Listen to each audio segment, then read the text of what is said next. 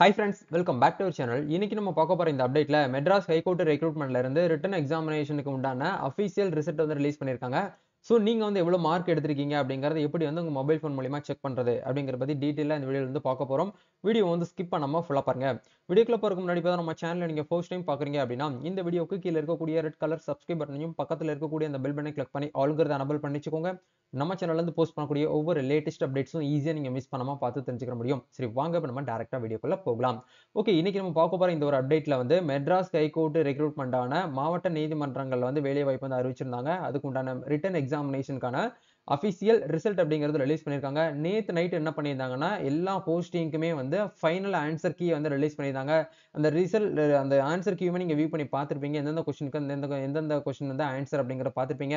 அதை தொடர்ந்து வந்து இன்னைக்கு காலையில் என்ன பண்ணிட்டாங்க அப்படின்னா ரிசல்ட் அப்படிங்கறது வந்து வெளியிட்டாங்க. ஸோ இந்த ரிசல்ட்டை நீங்க வியூ பண்ணி பார்க்கணும் அப்படின்னா அபிஷியலா மெட்ராஸ் ஹைகோர்ட் ரெக்ரூட்மெண்ட் போர்ட்டல் வந்து ஓபன் பண்ணிக்கோங்க. அதுக்கு உண்டான லிங்க் கீழ டிஸ்கிரிப்ஷன்ல கொடுத்திருக்கேன்.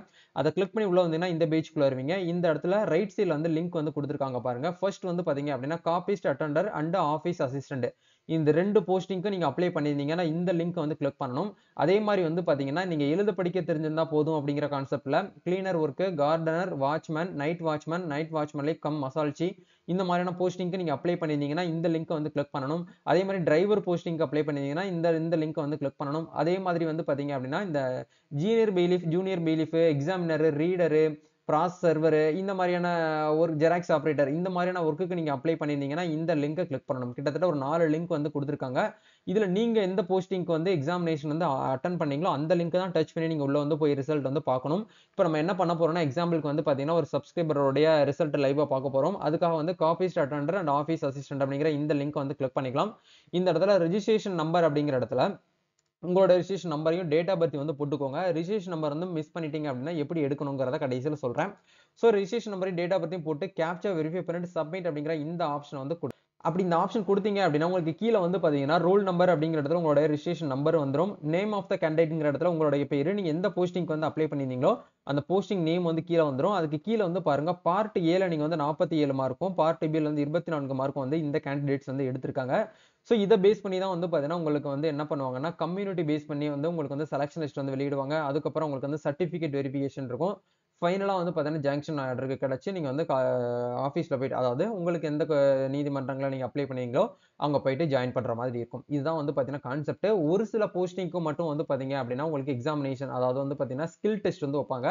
அந்த ஸ்கில் டெஸ்ட்டை கிளியர் பண்ணதுக்கு அப்புறம் தான் உங்களுக்கு டாக்குமெண்ட் வெரிஃபிகேஷன் எல்லாமே நடக்கும். இந்த டிரைவர் போஸ்டிங் இந்த மாதிரியான போஸ்டிங்லாம் ஸ்கில் டெஸ்ட் வந்து வைக்கிறாங்க. அந்த ஸ்கில் டெஸ்ட்டை நீங்க கிளியர் பண்ணதுக்கு அப்புறம் தான் உங்களுக்கு அடுத்த ப்ரொசீஜரே வந்து நடக்கும். சரிங்களா? நீங்க அந்த மாதிரியான போஸ்டிங்க்கு அப்ளை பண்ணிருந்தீங்கன்னா எப்ப ஸ்கில் டெஸ்ட் வைக்கிறாங்க அப்படிங்கறத பார்த்துட்டு நீங்க சென்னையில போயிட்டு ஸ்கில் டெஸ்ட் வந்து அட்டெண்ட் பண்ற மாதிரி இருக்கும். நீங்க அதையுமே நேரடியா போயிட்டு ஆஜராகிக்கோங்க. சரிங்களா?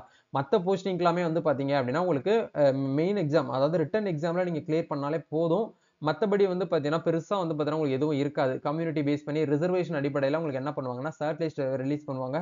ஷார்ட் லிஸ்ட் யாருடைய பேரெல்லாம் இருக்கோ அவங்கள வந்து பாத்தீங்கன்னா சம்பந்தப்பட்ட நீதிமன்றங்கள்ல இப்ப நீங்க எக்ஸாம்பிளுக்கு சென்னை ஹைகோர்ட்னா சென்னை ஹைகோர்ட்ல போயிட்டு நீங்க வந்து டாக்குமெண்ட்ல வெரிஃபிகேஷன் பண்ணி நீங்க வந்து சப்மிட் பண்ற மாதிரி இருக்கும். இது அதே மாதிரி நிறைய பேருக்கு வந்து பாத்தீங்கன்னா பார்ட் பில வந்து மார்க் வந்து வரல ப்ரோ அப்படிங்கிற மாதிரி வந்து கேட்டிருந்தீங்க.